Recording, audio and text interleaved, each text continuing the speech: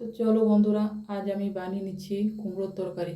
ওই জন্য দেখো আমি কুমড়োটা কেটে নিয়েছি একটা পেঁচেতে, সুন্দরভাবে কেটে নেওয়া হয়ে গেছে। তো এবার কড়াই চাপিয়ে দিয়েছি। কড়াইয়ে লঙ্কা, পাঁচ ফোড়ন আর পরিমাণ মতো আমি তেল দিয়ে দিচ্ছি, যতটা আমার তেল প্রয়োজন। তো কড়াই গরম হয়ে গেছে আর এদিকে তেল, লঙ্কা, পাঁচ ফোড়ন দেওয়া হয়ে গেছে। আমি ভালোভাবে নাড়িয়ে নিচ্ছি যাতে তেল লঙ্কা ফোড়নটা করে যাওয়া হয়ে গেছে। এবার আমি কেটে রাখা কুমড়ো আর আলু দিয়ে দিয়েছি কড়াইতে। তারপরে খুন্তি দিয়ে নাড়াচাড়া করছি যতক্ষণ না একটু হালকা কাঁচা তরকারির ইয়েটা যাচ্ছে, ততক্ষণ আমি একটু নাড়াচাড়া করব। যখন একটু নরম হবে কুমড়োটা, তখন আমি মশলা দিতে শুরু করব। তো চলো, এখন আমি খুন্তি দিয়ে নাড়াতে থাকছি। সবজি পরিমাণ মতো আমি এখানে লবণ দেব আর দেব হলুদ। তো চলো, কুমড়ো ভাজা আমার হয়ে এসছে, পরিমাণ মতো লবণ দিয়ে দিয়েছি। তারপরে আমার যতটা হলুদ প্রয়োজন হলুদ আমি দিয়ে দিচ্ছি আস্তে আস্তে। তো পরিমাণ মতো হলুদ আর লবণ আমার দেয়া হয়ে গেছে। তো কুমড়োর তরকারি ভাজা হয়ে গেছে আর আমি লবণ, হলুদ আর চিনি দিয়ে দিয়েছি। তারপরে ভালোভাবে খুন্তি দিয়ে নাড়াতে থাকবো। খুন্তি দিয়ে যখন নাড়াবো কুমড়োর থেকে জল বের হবে। তো ওই জন্য আমি কিছুক্ষণ ভালোভাবে নুন, হলুদ আর মিষ্টিটা একটু মিক্স করে নিচ্ছি কুমড়োতে একটু মিষ্টি না দিলে কুমড়োটা ভালো লাগে না খেতে, ওই জন্য আমি চিনি অ্যাড করেছি। তোমরা চাইলে নাও দিতে পারো। তো আমি চিনি দিয়ে দিয়েছি।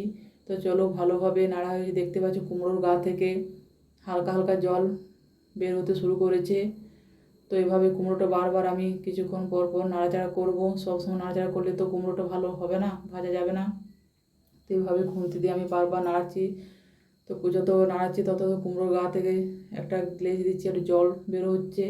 তো এইভাবে আমি কুমড়োর তরকারি বানিয়ে নেব বন্ধুরা। আমি যেমনভাবে বানাই সেটাই তোমাদের আমি দেখাচ্ছি। চলো, এভাবে কিছুক্ষণ আমি বেশ কিছুক্ষণ নাড়াচাড়া করব। বেশ কিছুক্ষণ নাড়াচাড়ার পর হালকা আমি জল দিয়ে সেদ্ধ করতে দেবো। কুমড়ো সেদ্ধ হলো, কুমড়োর আলু কিন্তু সেদ্ধ হবে না। ওই জন্য খুব বেশি নয়, অল্প পরিমাণে দেখো জল দিয়ে দিয়েছি। তো কুমড়ো থেকে এমনিতে একটু জল বেরোবে আর জল মিশে আমার কুমড়োর তরকারি রেডি। তো নুন একটু কম হয়েছিল, নুন দিয়েছি আর দিলাম কারি পাতা, মেথি পাতা। এভাবে আমার কুমড়োর তরকারি রেসিপি রেডি হয়েছে বন্ধুরা। তোমরা কুমড়ো তরকারি খেতে কে কে ভালোবাসো আমাকে একটু জানিও। তারপরে দিয়ে দিলাম একটু সবজি মশলা, যেহেতু সবজি মশলা আমি অ্যাড করলাম। তো এরকম রেসিপি তোমাদের কার কার ভালো লাগে তোমরা আমাকে জানিও। আমার রান্না যদি ভালো লেগে থাকে বন্ধুরা লাইক করবে, আর আমার চ্যানেল যদি সাবস্ক্রাইব না করা থাকে সাবস্ক্রাইব করো। তো এভাবে আমার মতো কুমড়োর তরকারি বানিয়ে নিও আমি যেভাবে বানিয়েছি। তো এই হচ্ছে আজ কুমড়োর তরকারি রেসিপি। তো কাঁচা কুমড়ো ছিল, দেখো তরকারিটা কিন্তু খুব সুন্দর হয়েছে। দেখো যত নাড়াচ্ছি তত কিন্তু কুমড়োর থেকে জল বের হচ্ছে, কিছুতেই আর জল বেরোনো কমছে না। তো এভাবে আমার রেডি হয়ে গেল কুমড়োর তরকারি।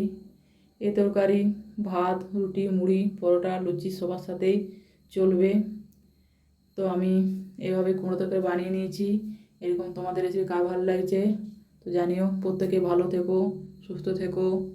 Tata, bye bye, Radhe Radhe.